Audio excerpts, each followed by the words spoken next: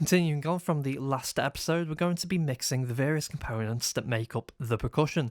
As we continue, I want you to keep in mind the mixing style that we're trying to achieve in this series. We're going for a modern sound with tight lows, pushed upper mids, and we want the track to be very dynamic.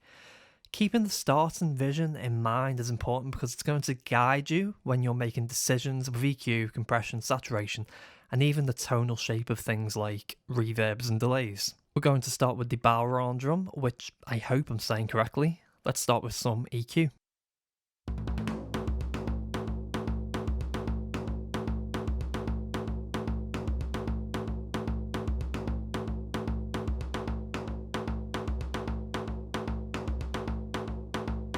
As you can hear, we've thinned out the lows with a low shelf. Now, in isolation, those big bassy lows can sound really nice, but balancing them so they're not so overpowering in the mix is going to be important going forward with the type of mixing style we're hoping to achieve.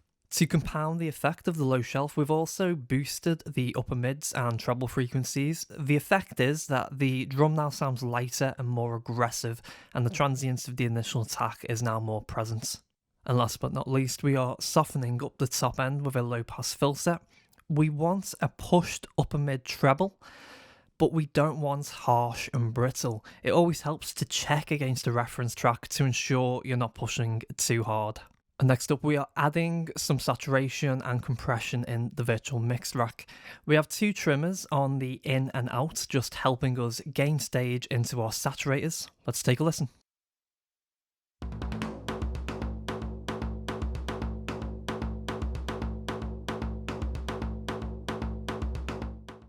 As you can see, we chose the Brit 4KE.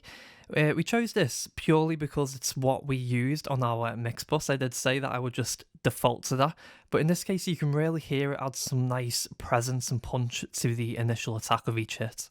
The Hollywood saturation has a similar effect. It has a brighter characteristic to its distortion, which is perfect for this type of style.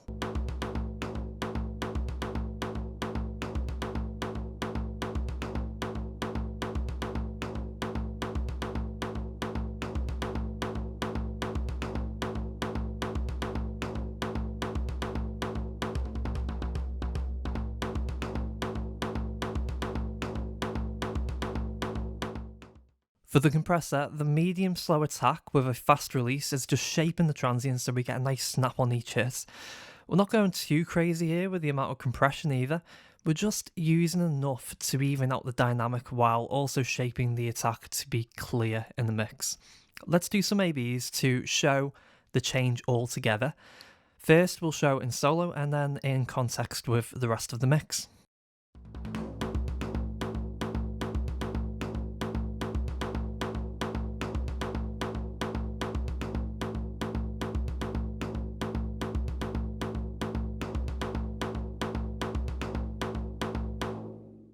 So overall, it's just a tighter sound with more prominence added to the upper mids and treble, which brings out some detail to the attack of each hit. Also, a quick note on the order of processes. The EQ is before the saturation and compression in this example. The effect of this is you get less low end hitting the saturators and the compressors, which will change the characteristics of how these processors react.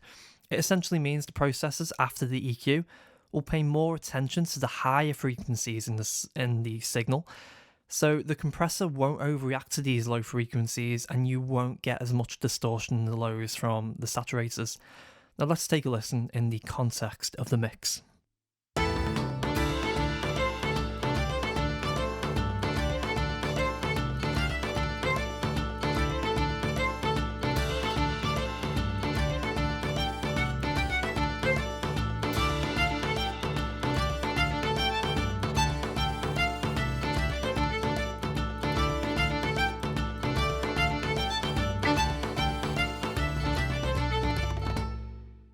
And now here's how I've EQ'd the bongos.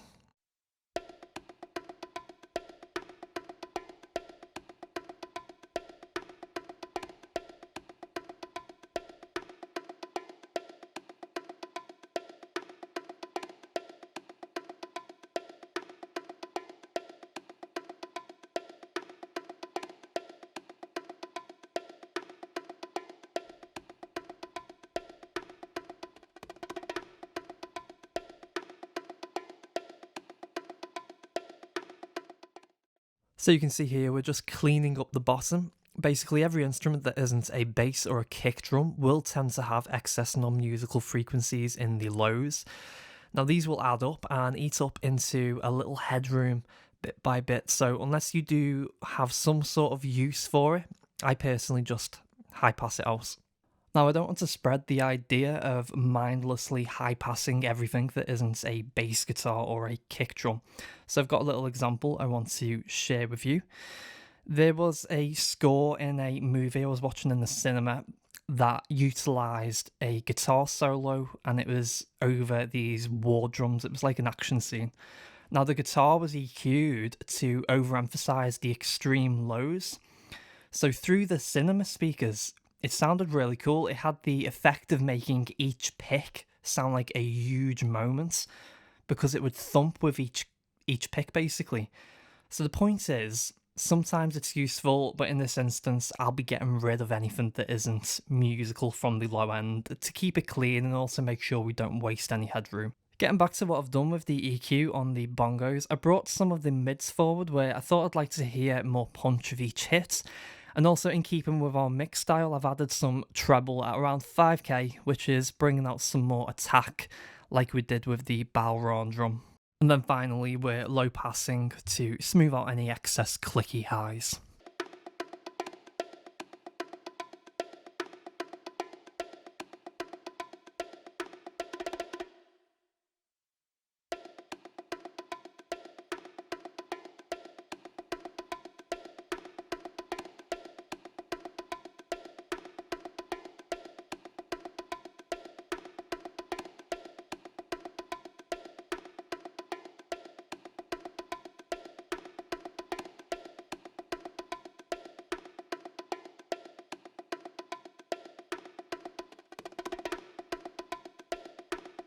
On the VCC, the first thing to note is how hard we're pushing into it. The reason for this is that bongos are very transient instruments, and sometimes they can be too transient depending on the style of production you're going for. Saturation is a great tool to deal with this because it allows you to essentially treat it like a very transparent compressor. So as those transients hit the digital circuit, they're going to be softened up, and we're doing pretty much the same thing with Hollywood.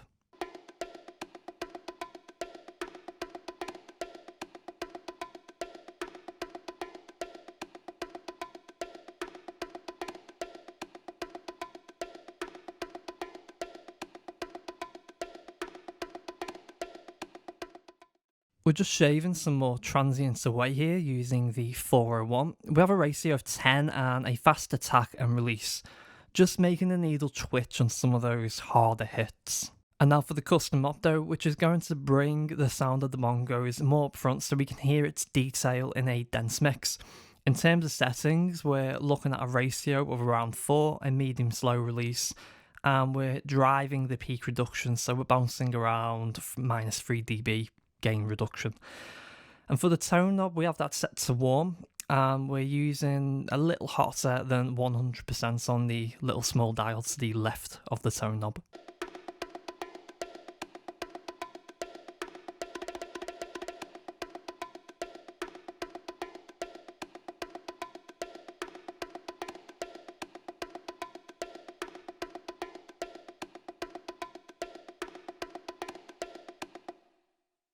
Now let's say be the entire thing, first in solo, and then with the rest of the mix.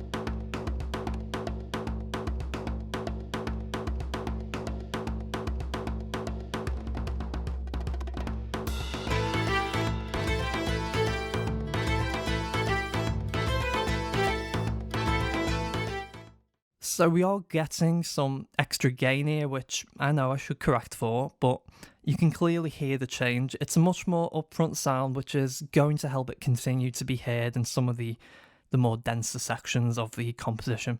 We've also reshaped the tonality to rebalance the bongos with the type of mix we are going for. On the cymbals, we have a high pass. Again, this is just to keep the low end nice and clean. Here it is with and without.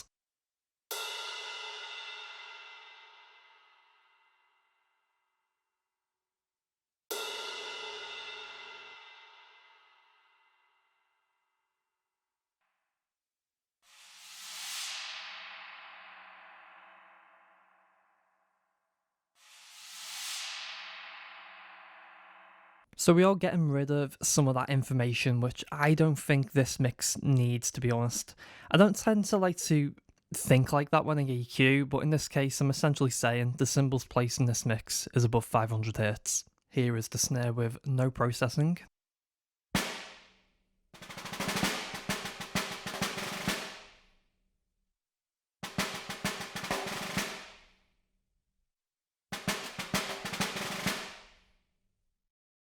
First thing we have is the stereo enhancer, which I wanted to make the snare a more narrow sound.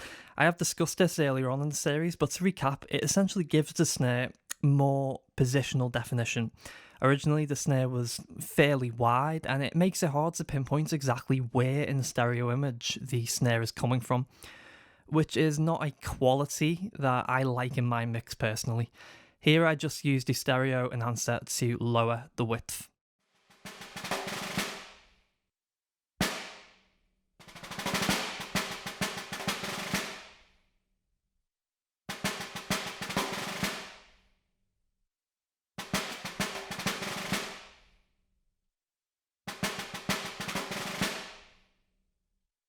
Inside of the virtual mix rack, we're getting some more colour from our saturators. They just serve to thicken the sound a little. Also, with these types of saturators, it helps to think about the bigger picture. In isolation, if we're honest, their effect can seem negligible, but once you've added a little to each track, you get that accumulation of all of that harmonic complexity, which just thickens up the entire mix. So if you are ever in a situation where you're listening and think, it's really not much of a change, just remember that these saturators are going on everything and the effect will compound.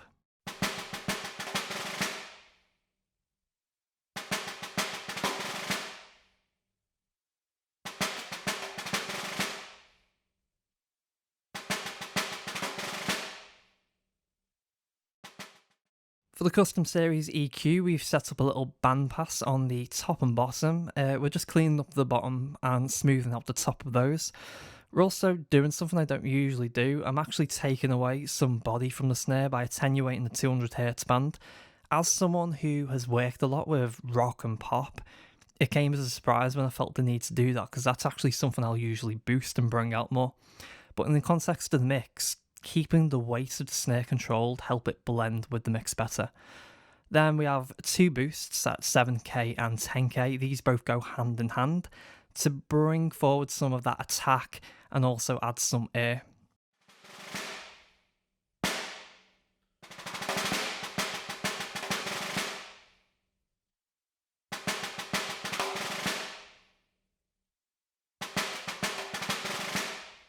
Next up, we're using the FG stress to limit some of the louder parts in the performance. So for an example, when we have some of these crescendo rolls, I wanted to ensure the quiet starts could be heard well and the louder parts didn't go too high above the rest of the mix.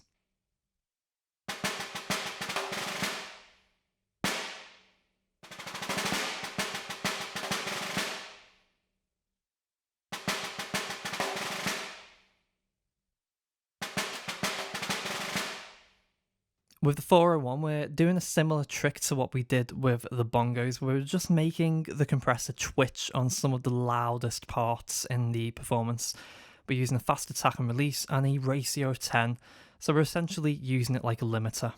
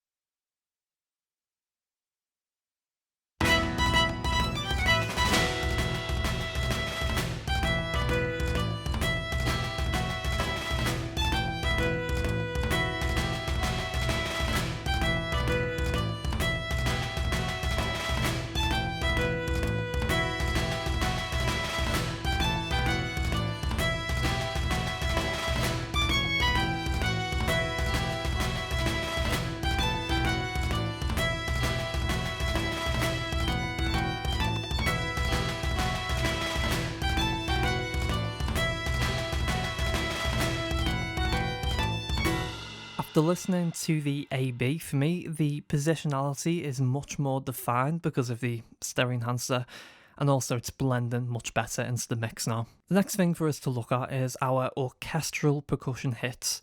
All we've added is some EQ to reshape the sound to our mix. Let's take a listen.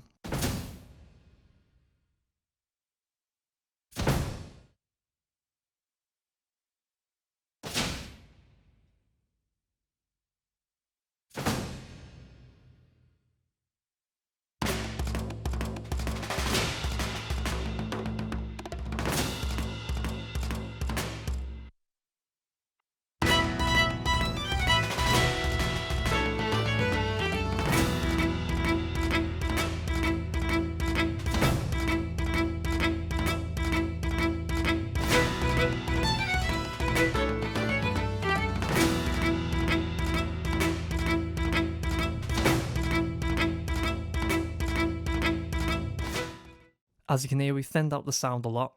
With the high pass, low shelf, and the high shelf, we're essentially just tilting the tonal prominence towards the treble end of the sound. Then we have added the low pass, again to soften up the highs so we avoid any harshness building at the top. Between the bass and the Bowron drum, we have enough going on in the lows, so controlling the lows here is quite important because it's going to allow it to punch through and have a bit more impact instead of fighting with those instruments which have already established their place in the mix. After going over the processing on our orchestral hits, I decided a little more could be squeezed out of it by adding some saturation and compression. I'll show you the setup process live this time so you can hear how it changed the sound.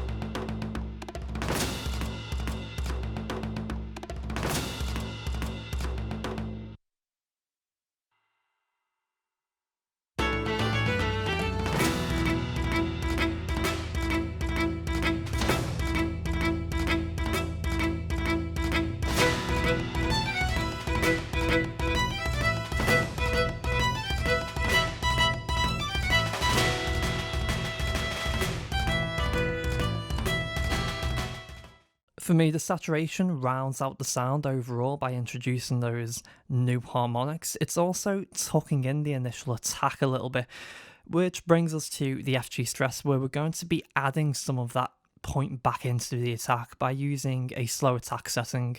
We're also giving the percussion hit more sustain by setting the release so it releases in tandem with the decay of each hit. So as the hits tail off naturally, essentially the compressor is going to open up and let that gain come back, which is going to give us a fatter sound, which will allow us to hear it a little bit better in the mix. We're also using a 6:1 ratio, which is going to give us a nice aggressive, obvious type of compression. We're using the high pass on the detector because we want the stress to react more to the upper frequencies so that it reacts more to those transients, the transient detail. And finally, we have the distortion 2 checked, so we get a little bit more subtle harmonic thickening.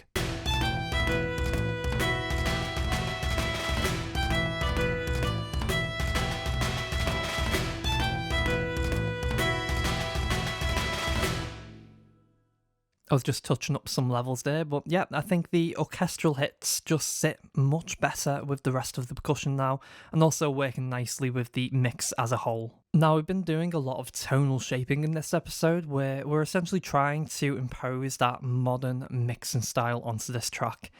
A lot of that has involved tightening up the lows and adding more prominence to the upper mids and treble of each track.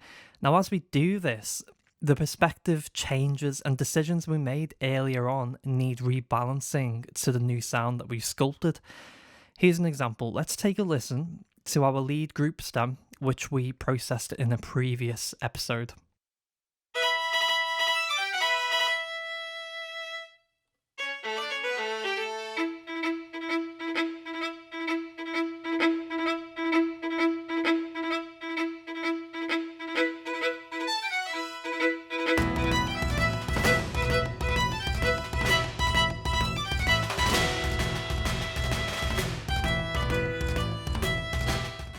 The only change that has been made here is the low shelf on this EQ. Previously, the low shelf was actually boosting the lower mids of our lead instruments, but after doing all of this tonal rebalancing throughout this episode, the lead instruments started to sound bloated in comparison with the rest of the mix. Essentially, the lesson here is mixing is an unlinear process. You're not going A, B, C, no matter how good your workflow is. It's more like, if I change C, I need to check how that interacts with A and B. So the idea is, because we hadn't done all that tonal shaping, I thought earlier on that we needed more bass in the low shelf on the lead instruments. Now that we've done that tonal shaping, I've realised we don't need that. So that's the perfect example of this concept that I like to talk about, relative tonal balance. There are bright mixes out there with more energy in the top end, and there are darker mixes out there with less push on the top end. You also have lo-fi styles of mixing. They all work really well. But if you take an element that was mixed for a bright mix, for instance, and put it in a dark mix, it will sound harsh and brittle. But then if you put it back in the bright mix, it works perfectly fine. Personally, I think understanding this is what makes the difference between a beginner and an intermediate mix. Now, with that little bit of philosophy, let's wrap it up. Thank you very much for watching. I'll catch you next time.